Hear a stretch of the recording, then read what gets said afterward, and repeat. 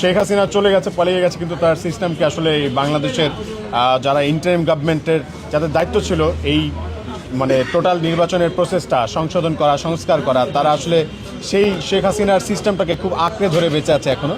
যারা স্বতন্ত্র প্রার্থী আছে তাদেরকে সমর্থন লিস্ট নামে একটা অতিরিক্ত, যাতে তারা কোনোভাবে অংশগ্রহণ করতে না পারে, এরকম একটা সিস্টেম তারা তৈরি করে দিয়ে গেছে। ওকে ফাইন, কোনো অসুবিধা নেই। আমরা যেহেতু আইনের প্রতি আমাদের শ্রদ্ধা আছে, তো সেই জায়গা থেকে আমাদের প্রসেসে আগাচ্ছি, আমরা আপিল করার জন্য প্রস্তুতি নিচ্ছি।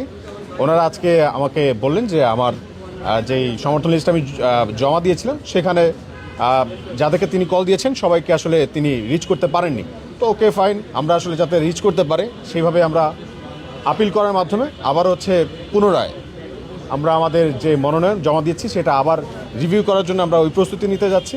তবে আমরা আশাবাদী, আমরা হতাশাবাদী দলে নই। আমরা বিশ্বাস রাখি, আল্লাহর উপর আমাদের ভরসা আছে। আমরা এই লড়াই যেহেতু নেমেছি, এই লড়াই আমরা জিতবো ইনশাল্লাহ।